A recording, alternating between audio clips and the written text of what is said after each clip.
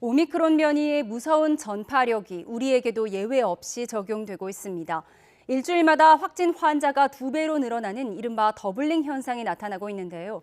방역 당국은 위중증과 사망률의 안정세를 이유로 방역 완화를 검토할 수 있음을 시사했습니다. 류재복 해설위원과 함께 알아보겠습니다. 어서 오십시오.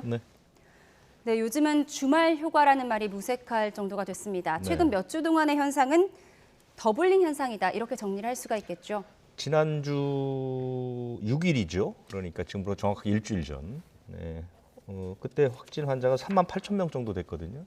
오늘하고 비교해보면 한 배 반 정도 늘어난 거고요. 2주 전하고 보면 3.2배 정도 늘어났습니다. 그러니까 거의 더블링 현상이 일어나고 있고요. 실질적으로 질병관리청이 지난달 말에 예측한 것도 비슷하게 맞아 들어가는데요. 이달 말쯤에 12만에서 17만 정도 하루에 환자가 나올 것으로 봤는데 지난주가 5만 명이면 이번 주가 10만 명, 다음 주가 한 15만 명 이상 나올 것으로 보이기 때문에 예측과 맞아 떨어지고 있고요. 그다음에 지금 그 환자의 확산세가 어디까지 갈 것이냐는 이 오미크론 유행의 정점이 어디냐, 이게 중요하거든요.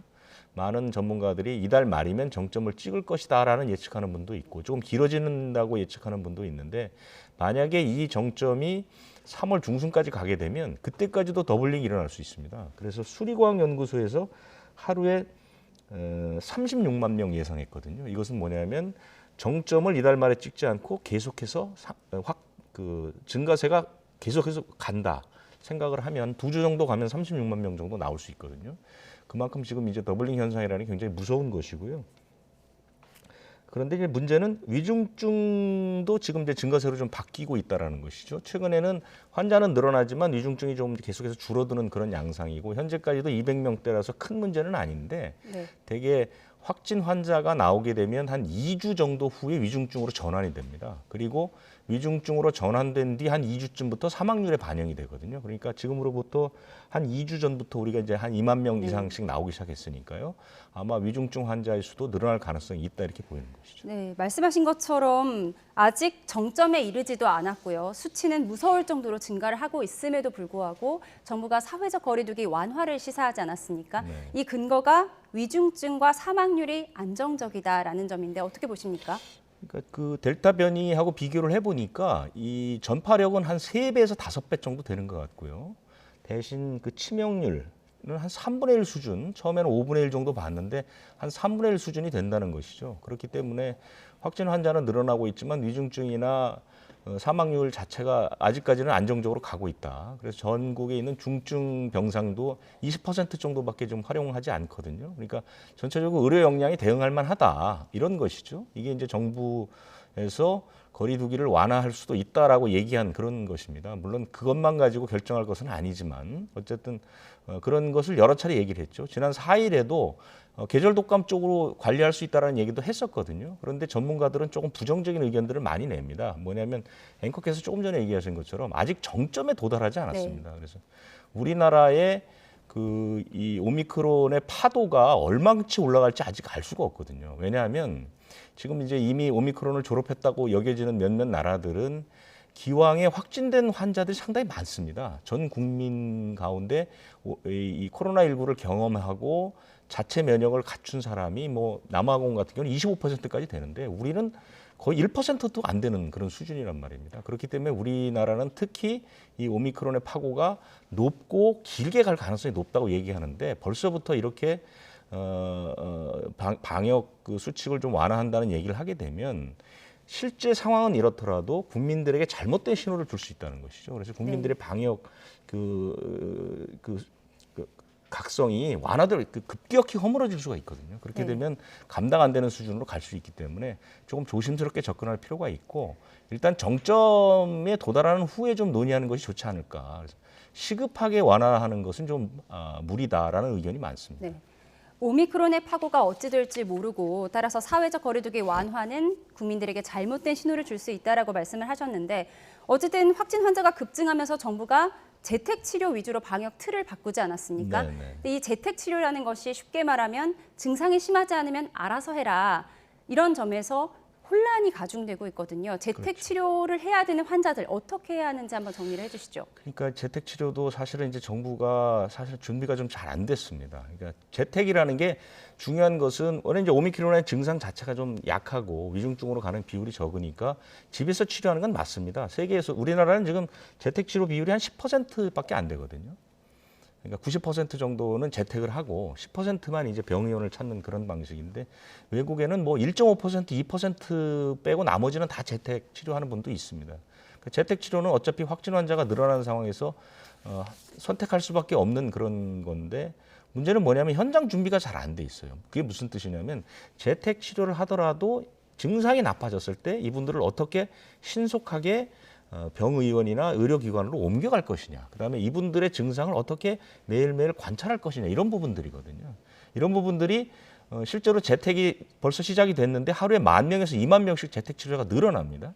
이미 20만 명을 넘어섰습니다. 현재 우리나라에서 갖춘 의료 체계로는 하루에 19만 6천 명 정도의 재택 치료를 감당할 수 있는데 벌써 20만을 넘어갔단 말입니다. 이렇게 상당히 급격하게 상황이 나빠지고 있고 하루에 10,000명에서 20,000명 늘면 이달 말이면 재택 치료자가 몇십만 명이 될 수도 있거든요. 그런데 아직까지 현장은 그것을 따라가지 못한다는 게 굉장히 아쉽죠. 그래서 네. 대부분 사람들은 그러니까 그 집중관리군, 나이가 많거나 기저질환에 있는 뺀 나머지 일반 관리군분들은 사실은 그 의료기관들 전화로 이제 상담이나 처방을 받거든요. 이런 곳들이 의료상담센터나 동네 병의원이 한 4,000곳밖에 지금 되지 않거든요. 그리고 지역별 편차가 큽니다.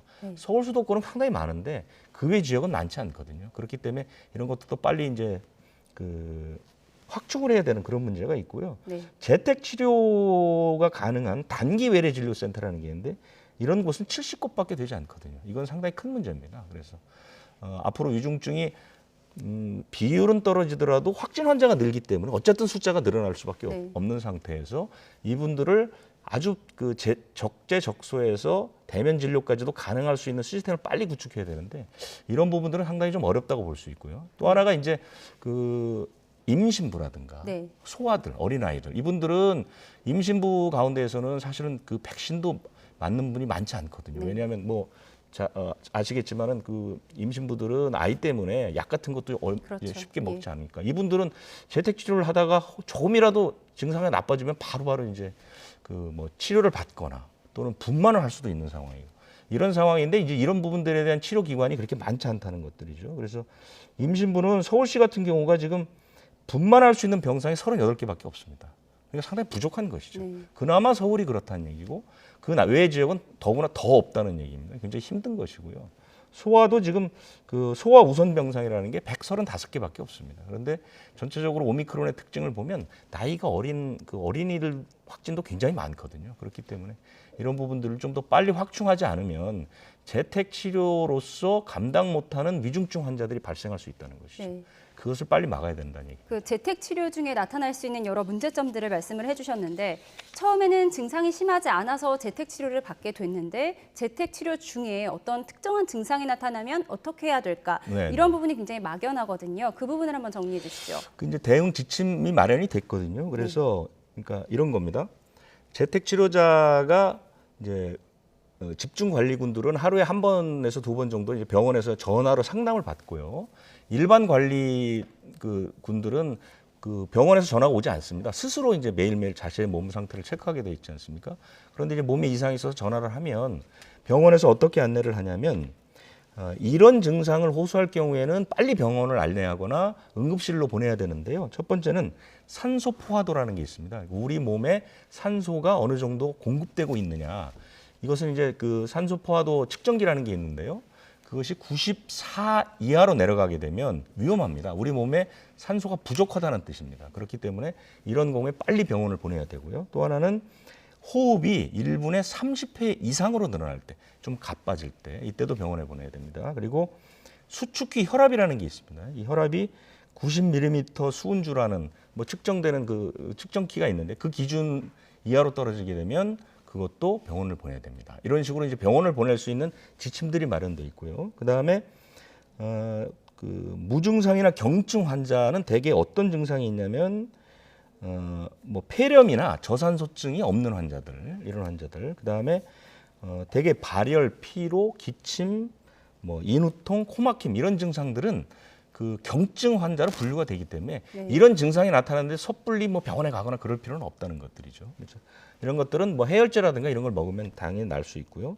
설사나 구토 증상도 나타날 수 있는데 이것도 중증이라고 보기는 좀 어렵습니다. 경증 정도로 판단을 하면 될 수 있고요. 그다음에 탈수 현상 나타날 때 물을 많이 먹으면 되고요. 그러니까 앞에서 제가 말씀드린 세 가지의 긴급한 상황이 아닌 나머지 환자들은 집에서 어느 정도 관리가 가능하고 말씀드린 세 가지 증상이 나타나면 빨리 병원으로 네. 안내를 해야 됩니다. 네, 이렇게 재택 치료에서 유념해둬야 할 점이 많은데 일반 국민들이 이해를 잘 할 수 있을지 걱정이 좀 됩니다. 그런데 또 방역 체계도 자꾸 바뀌어서 이 점도 참 헷갈리거든요. 이번 주 달라지는 방역 방안도 한번 짚어보도록 하겠습니다. 오늘부터 자가검사 키트 온라인 판매가 금지되지 않았습니까? 이유가 뭘까요? 이게 이제 온라인 판매를 하다 보니까 일단 가격이 너무 많이 뛰는 거죠. 온라인 판매하면서 막 가격들이 붙어서 당초 가격보다 뭐 한 10배 이상 올라간 지역도 있고 그렇게 판매하는 곳도 있습니다. 예전에 마스크가 마스크하고 그런 현상이 비슷합니다. 있었죠. 그런데 지금 사실은 자가검사 키트가 그렇게 크게 부족한 상태는 아닌데요. 네. 온라인 판매를 하게 되면 자꾸 물량을 숨기거나 사재기를 하거나 이런 현상들이 일어나서 오늘부터는 이제 못하게 했습니다. 그리고 또 하나는 배송 시간이라는 게 있지 않습니까? 네. 주문을 했는데 언제 올지도 모르고 이런 불편들이 있어서 오늘부터 3주 동안만 온라인 구매는 중단을 했습니다. 그런데 이제 온라인 상에서 아직 남아있는 물건들은 16일까지는 팔 수 있지만 그 이상은 안 돼요. 그러니까 온라인 업체로서는 이제 물량이 가지를 않는다는 얘기죠. 그리고 나서 이제 살 수 있는 것은 뭐 약국이라든가 마트 이런 데서 팔 수 있는 거고 한 번에 5개밖에 살 수가 없습니다. 뭐 수십 개를 살 수는 없고.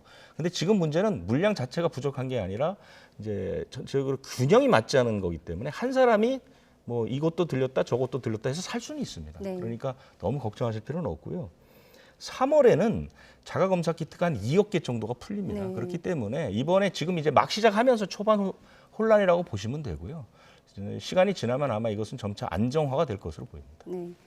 마스크 현상 때와 비슷하다고 보면 될 것 같은데 내일부터 노바백스 백신의 접종이 시작됩니다. 아무래도 제조 방식이 낯이 익다 보니까 또 부작용 우려도 적다고 알려져 있어서 아무래도 부작용 우려 때문에 백신을 맞지 않은 사람들에게 효과가 있지 않겠습니까? 그렇습니다. 좀 빨리 들어갔으면 접종률 올리는데 도움이 됐을 텐데요. 그러니까 우리가 맞는 B형 간염, 그다음에 이제 독감 백신 이런 게 같은 방식이거든요. 그러니까 그동안 여러 백신들이 같은 방식으로 만들어졌기 때문에 어느 정도 안정성이 있는 거죠. 우리가 맞았던 파이자나 모더나는 mRNA 방식이라고 해서 지금까지 인류가 한 번도 시도해보지 않았던 신물질입니다. 그렇기 때문에 이제 뭐 우리가 언론 보도를 통해서 많이 접하는 상당히 좀 낯선 그런 부작용들이 많이 나오지 않았습니까? 근데 이런 것들이 훨씬 떨어지게 되는 것이기 때문에 이번에 맞는 분들도 내일부터 맞는 분들은 주로 성인 가운데 백신을 맞지 않았던 분. 왜 맞지 않았냐면 앵커께서 얘기하신 것처럼 부작용이 우려되거나 1, 2차 접종 때 맞았는데 부작용이 생긴 분들이 있습니다. 이분들 교차 접종도 가능하고요. 그다음에 백신 여태까지 우리나라에서 안 맞는 분들이 한 500만 명 되는데요. 이분들 다 이제 대상으로 맞출 수 있고 또 하나는 고위험군들도 부작용 걱정을 좀 덜고 맞을 수 있기 때문에 노바 백신이 내일부터 맞게 되면 상당히 이제 백신 접종률을 올리는 데 도움이 될 것으로 그렇게 보입니다. 네. 마지막 질문 드리겠습니다. 코로나19 사태가 길어지면서 의료 시스템뿐 아니라 인력도 한계점에 다다른 모양인데요. 의료진들의 스트레스가 극에 달했다 이런 연구 결과가 나왔는데요. 이 점에 대해서 한번 정리를 해주시죠.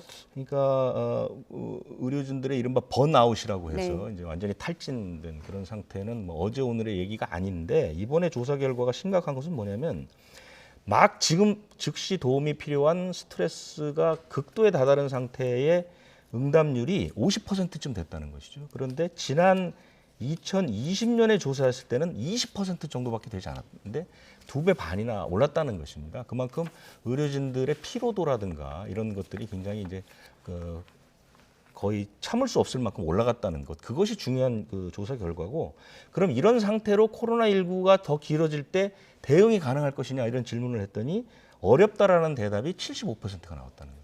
4명 중에 1명은 더 이상 견디기 힘들다 이런 얘기가 나오거든요. 지금 그 방역 대응 체계를 갖추는 데 있어서 인력의 문제가 좀 소홀하다는 지적이 많습니다. 그래서 이 인력 문제를 어떻게 해결할 건지도 방역 당국에서 마지막으로 좀 깊이 검토를 할 필요가 있다 이렇게 보입니다. 네. 인력 대응의 문제까지 짚어봤습니다. 네, 코로나19 현황 류재복 해설위원과 함께 정리했습니다. 오늘 말씀 감사합니다.